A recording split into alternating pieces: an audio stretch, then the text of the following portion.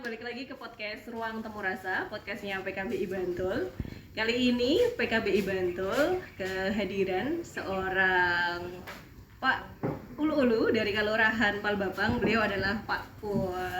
Selamat siang Pak Pur. Selamat siang Mbak Esti, kabar baik? Alhamdulillah baik, Pak Pur juga sehat? Alhamdulillah. Oke, terima kasih sudah berkenan hadir di podcast Ruang Temu Rasa. Jadi kali ini kita bakal ngobrolin seputar Kelurahan Palbapang.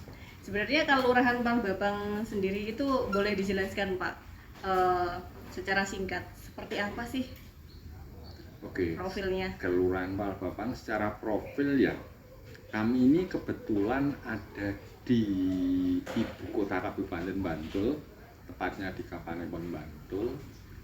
Kami seluas 500 hektar dengan 10 pedukuhan dengan hampir 14.000 warga.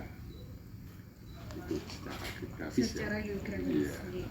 Nah, Kelurahan Palbapang ini kan juga dikenal sebagai kelurahan yang cukup inklusif nih Pak. Oke. Nah, yang dimaksud kelurahan inklusif itu seperti apa sih Pak? Nah, gini Mbak Esti, sebenarnya secara sederhana saja ya, kelurahan inklusi ini adalah kelurahan yang melibatkan semua warganya dalam proses pembangunan.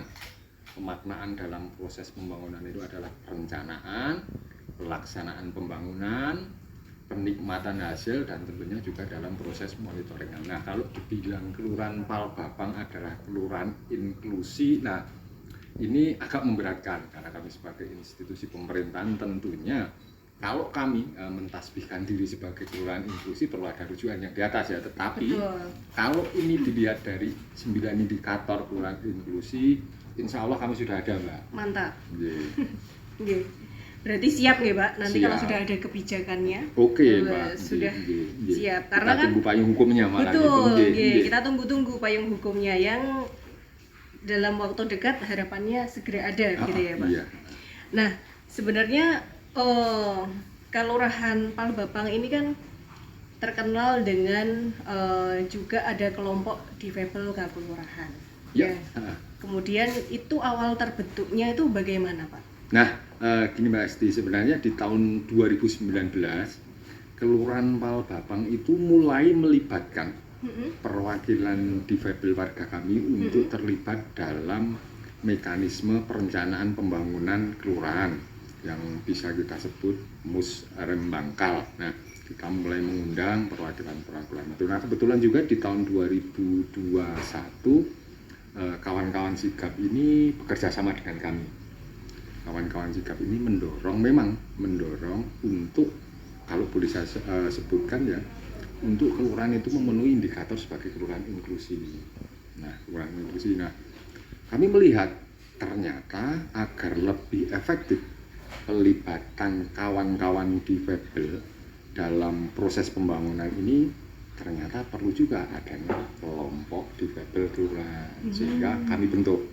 Dan alhamdulillah ya, kelompok difabel kelurahan kami ini kami perkuat dengan adanya perlur, sehingga kelompok difabel kelurahan ini setara dengan lembaga kelurahan yang ada, bisa dianggap setara dengan Karang Taruna, bisa dianggap setara dengan PKK yang tentunya ketika menjadi LKK, kelurahan punya tanggung jawab untuk melakukan pembinaan, untuk melakukan pemberdayaan, dan juga untuk memberikan anggaran. Betul. Berarti sudah ada peraturan dari kelurahan. Ya, sudah SK ada begitu ya? SK Lurah Mbak, maaf, SK Lurah terkait dengan keberadaan Kadika. Kalau perkalnya di Kelurahan Palbapang, keberadaan Kadika ini kita sambut dengan perkal nomor 6 tahun 2023, perkal pelindungan dan pemberdayaan difabel di Kelurahan Palbapang. Jadi organisasinya kita SK-kan Lurah, terus untuk lebih secara formal di struktur kelurahan lebih kuat, kita hadirkan perkal pelindungan dan pemberdayaan difabel di Palbapang. Oke, berarti setelah adanya SK tersebut tentunya dukungan yang diberikan oleh pemerintah Kelurahan Palbapang jadi lebih mudah begitu ya Pak ya? Jadi lebih mudah dan lebih bisa dipertanggungjawabkan dulunya Mbak. Oke. Berarti sudah ada penganggaran khusus untuk kegiatan-kegiatan bersama dengan teman-teman dari KDK Palbapang? Alhamdulillah Mbak, kami bisa memberikan anggaran terkait dengan kelembagaan, misalnya hanya untuk sederhana, untuk kegiatan-kegiatan rapat, untuk kegiatan pertemuan, bahkan beberapa kali kami juga menganggarkan dalam aplikal kami untuk peringatan Hari Disabilitas Internasional atau Hari HDI. Disabilitas, nggih. Di luar itu juga pastinya sesuai dengan amanat Perkal terkait dengan pemberdayaan, kami juga menganggarkan kegiatan-kegiatan pemberdayaan untuk warga difabel kami. Berarti termasuk ini ya Pak ya, ada nggak sih program-program yang kemudian berkaitan dengan pemberdayaan ekonomi, sosial, ataupun kesehatan nih kaitannya dengan kelompok disabilitas? Kalau ekonomi banyak Mbak, ekonomi banyak. Kami melakukan pemberdayaan misalnya yang terkait dengan sektor pangan. Kalau yang untuk bersifat khusus untuk kawan-kawan KDK, kami misalnya memberikan pelatihan terkait bagaimana pemanfaatan lahan pekarangan. Belum lagi kalau misalnya ada lembaga di luar difabel, kita dorong untuk menjadi lembaga inklusi, kita dorong keberadaan kelompok wanita tani untuk melibatkan juga warga difabel di lingkungan sekitarnya, khususnya difabel perempuan. Kalau untuk kegiatan sosial pastinya ya salah satunya dengan peringatan HDI.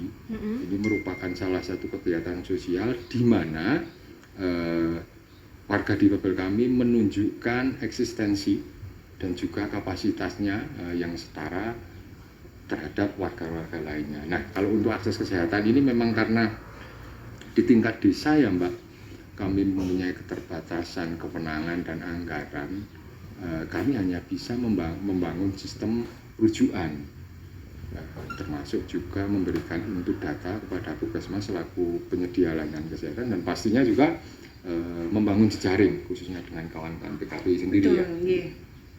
Ya, jadi banyak ya dukungan yang sudah diberikan oleh pemerintah Kelurahan Palbapang, dan tentunya kerja-kerja ini juga bisa berjalan dengan baik dengan kolaborasi gitu ya tadi, dengan Sigap, juga dengan PKPI, dengan Puskesmas gitu. Kalau kolaborasi kegiatan pemerintah sendiri dengan KDK Palbapang apa saja Pak? Pemerintah Kelurahan. Banyak Mbak. Jadi pemerintah kelurahan, seperti karena kami juga ada pembatasan anggaran, kami mencoba untuk membangun koordinasi dengan misalnya OPD.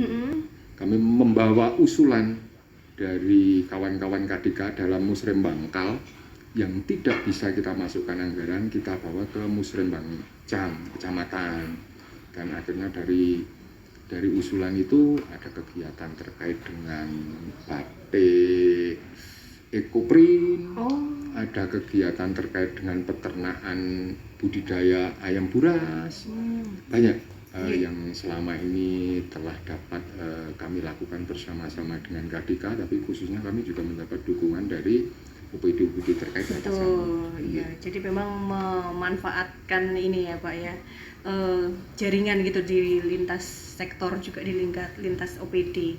Nah tentunya kan selama proses bersama dengan teman-teman KDK Pelita Harapan ya, itu ada tantangan tersendiri gitu. Kira-kira tantangan selama ini yang dihadapi bersama kelurahan ini apa Pak? Stigma ya Pak. Oh iya, masih ada Pak stigma. Ya, pelan-pelan kita hapus, tetapi ini masih menjadi PR kita bersama, stigma, karena mungkin ya terlalu lama ya banyak dari kita memandang bahwa difabel ini hanya sebagai objek amal, objek derma, sehingga pendekatan berbasis hak dengan pembenaran kapasitas ini belum. Tetapi pelan-pelan kita kikis stigma itu Mbak. Kita mulai dari kami sendiri, dari perangkat, dari duko, dari RT, dari lembaga kelurahan. Ini stigma di masyarakat. Dan yang kedua, tingkat kepercayaan diri kawan-kawan warga kami di Babel. Ini juga menjadi tantangan Mbak. Setelah sekian lama mereka mungkin ya tidak terfasilitasi, jadi ketika mereka keluar di kelurahan itu kan, ini di kelurahan suruh apa ya, pada bantuan kayak itu selalu menjadi pertanyaan. Tapi alhamdulillah dengan organisasi KDK, dengan berjejaring dengan banyak pihak, ini perlahan-lahan stigma mulai terkikis, tingkat rasa percaya diri kawan-kawan difabel juga semakin bertambah. Akhirnya semakin kuat ya setelah berapa tahun berjalan Pak berarti KDK itu? KDK hadir sekitar tahun 22, jadi sekitar 4-5 tahun. 4-5 tahun. Ya, 4-5 tahun, yeah. Tapi juga sudah sangat ini ya, terorganisir gitu organisasinya. Iya, dengan iya. jumlah saat ini ada berapa kira-kira Pak yang tergabung dalam KDK? Kami KDK ini adalah wadah bagi warga difabel di Kelurahan Palbapang. Saat ini berdasarkan dari hasil pendataan yang kami lakukan sendiri, 2 kali kami melakukan, pertama kali 2023 kami melakukan pendataan, 2025 kami update data, warga difabel kami ada sekitar 240-an sekian Mbak. Ini masuk menjadi anggota KDK. Termasuk keluarga caregiver gitu ya Pak? Ya betul. Termasuk. Karena tidak kan kadang juga ada ya, misalnya kita temukan warga difabel yang masih anak-anak. Artinya mungkin ya memang warganya itu, tetapi kan caregiver itu memang menjadi aktor utama dalam organisasinya itu sementara. Jadi selama berproses dengan teman-teman KDK dan program-program yang sudah dilaksanakan cukup banyak, masyarakat sendiri di Kelurahan Palbapang menilai program-program yang berjalan ini seperti apa Pak? Apakah cukup ada respon positif begitu dari masyarakat? Respon sangat positif ya Mbak. Saya melihat respon sangat positif bagaimana sekarang masyarakat memiliki kesadaran.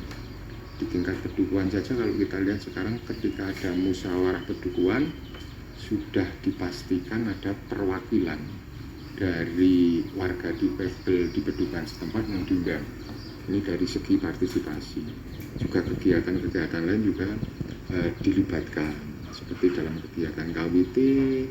Lalu di beberapa pedukuhan itu juga ada kegiatan warga peduli pilah sampah, kita mulai dilibatkan. Iya, oke. Berarti menurut Pak Pur sendiri, berarti sebenarnya penting ya untuk kelurahan itu punya perspektif yang bagus tentang kelurahan yang inklusi gitu. Bagi saya bukan lagi penting, tapi wajib Mbak. Iya. Wajib. Karena semangat kita adalah semangat untuk melayani semua dengan setara. Betul. Itu bukan lagi penting, tapi sudah wajib. Sudah kewajiban bagi kami, pemerintah Kelurahan Palbapang, untuk memberikan pelayanan tanpa kecuali dan yang setara pastinya. Nah, penguatan-penguatan yang dilakukan oleh Kelurahan Palbapang sendiri untuk penguatan kelompok disabilitas ini apa aja Pak? Berarti selama, kalau tadi ada peningkatan kapasitas, mungkin tetap membawa ide-ide dari teman-teman KDK ke tingkat musyawarah kecamatan dan tingkat selanjutnya begitu ya Pak? Nah, ada lagi nggak penguatan-penguatan yang dilakukan oleh Kelurahan Palbapang gitu? Nah, ada Mbak. Misalnya dari kami terkait dengan bagaimana warga difabel kami memahami terkait dengan masalah berhadapan dengan hukum ya. Kami memberi pelatihan paralegal. Tetapi kami juga bekerja sama dengan pihak luar, kawan-kawan jaringan di luar. Misalnya peningkatan kapasitas terkait dengan bagaimana mekanisme perencanaan pembangunan.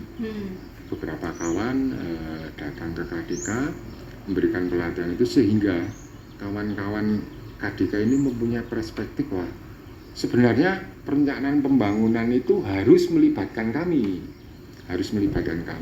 Ini sebenarnya bagus karena yang memberikan materi peningkatan kapasitas kawan luar tentunya lebih netral, lebih independen dan lebih bagus daripada kami, karena itu nanti juga menyangkut usulan kepada kami.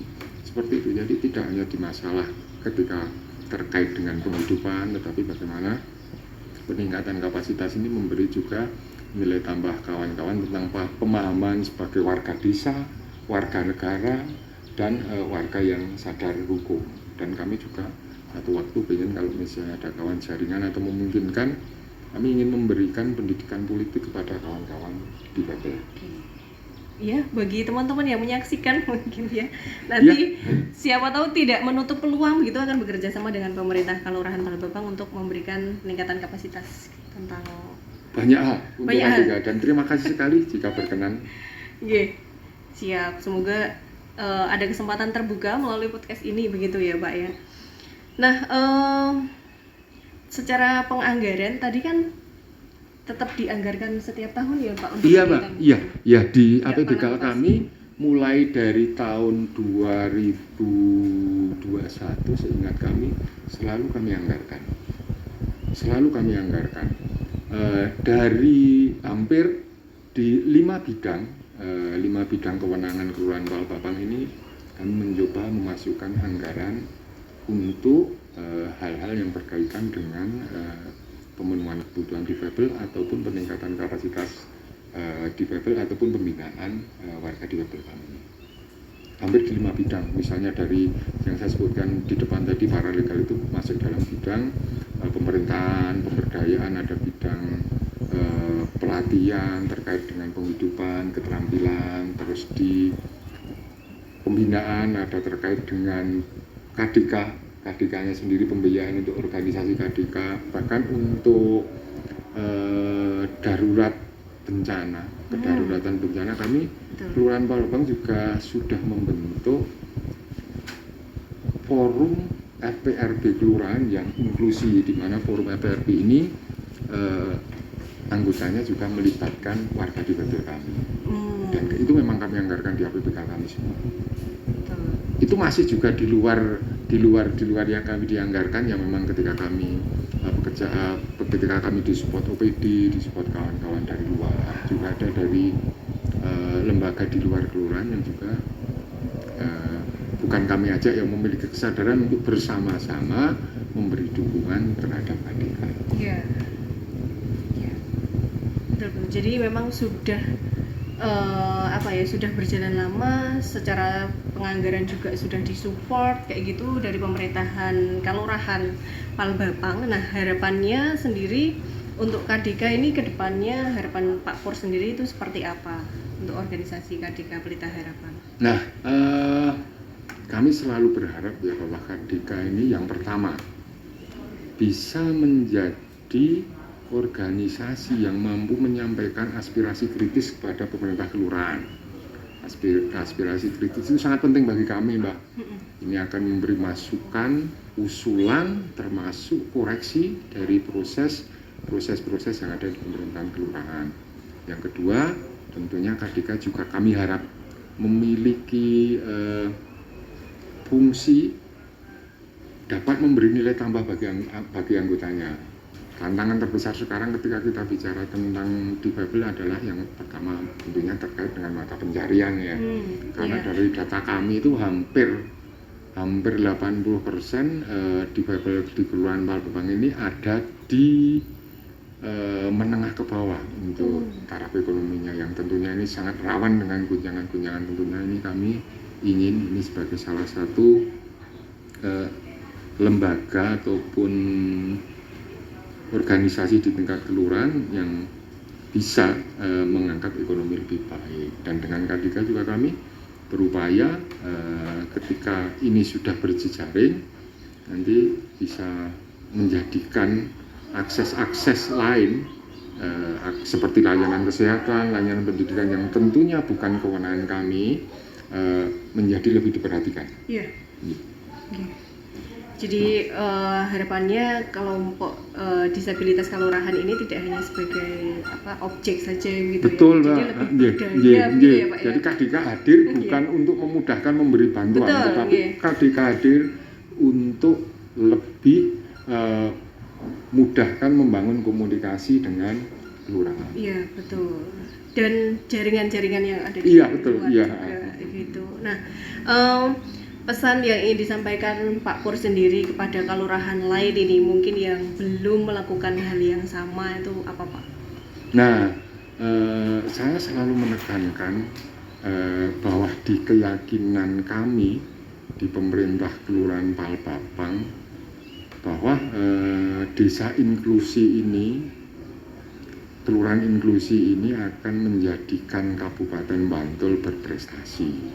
Tentunya yang lebih panjang lagi ketika Kabupaten Bantul berprestasi, pastinya Indonesia akan lestari. Ya, semoga begitu ya Pak ya Iya, harapannya. walaupun sekarang maaf ya ini Mbak Esti tahu ya di tengah kebijakan pemerintah pusat fiskal desa ini baru diajar, sehingga tentunya kami perlu memberi ya pemahaman kepada kawan-kawan ya. Betul. Dari berapa itu turunnya hampir 60%, tentunya berat juga ya.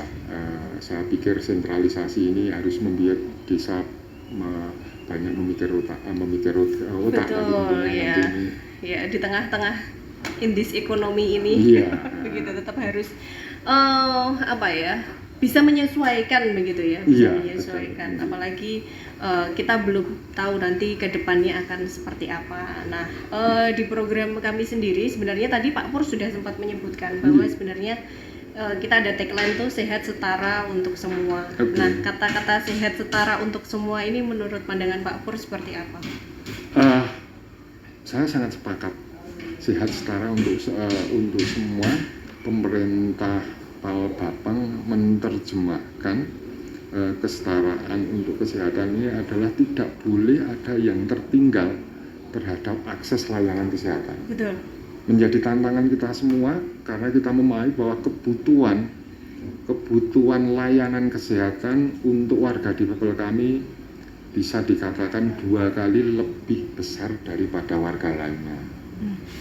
Kenapa Pak? Kenapa kok bisa jadi 2 kali lebih besar? Nah, kita bisa membayangkan Mbak Esti, misalnya warga kami yang memakai kursi roda, tentunya mereka lebih rawan terpapar dikubitus. Nah, ini mungkin kecil sekali bagi warga kami yang lainnya. Dikubitus itu adalah luka tekan karena luka terlalu tekan lama duduk. Ini menjadi pertanyaan. Yang kedua, bisa membayangkan ketika warga difabel kami khususnya yang perempuan yang mampu rawat, Mbak, ketika sudah masuk usia dewasa, mereka punya kebutuhan untuk pendidikan kesehatan reproduksi ataupun juga layanan kesehatan yang terkait dengan reproduksi, sementara mereka hanya mampu rawat. Rawat itu kan artinya caregiver yang memberikan dengan keterbatasan. Kalau ketika mereka merujuk ke akses ke layanan kesehatan puskesmas, tentunya mobilitasnya juga bermasalah. Jadi tantangannya jauh lebih berat. Betul. Nah, kami akan mendorong ini agar ada bukan sama dengan warga lain. Kesetaraan itu kita lihat sebagai sesuai dengan kebutuhan. Betul. Okay. Jadi termasuk juga tadi mungkin tentang layanan kesehatan yang masih belum bisa diakses oleh teman-teman yang membutuhkan bantuan psikososial. Ya, betul. Karena kami menemukan bahwa banyak warga kami difabel dengan ragam psikososial atau lebih dikenal dengan mental. Untuk layanan konseling psikiater ataupun psikolog itu kan masih susah diakses ya Mbak. Betul. Ini menjadi tantangan. Kami berharap nanti juga tentunya kawan-kawan PKB akan mengadvokasi di layanan yang sampai tingkat dasar di puskesmas itu, bagi kami idealnya itu ada karena tentunya warga kami yang psikososial ataupun disebut ragam mental ini selain obat juga membutuhkan proses konseling. Betul. Tantangan kita semua. Yes.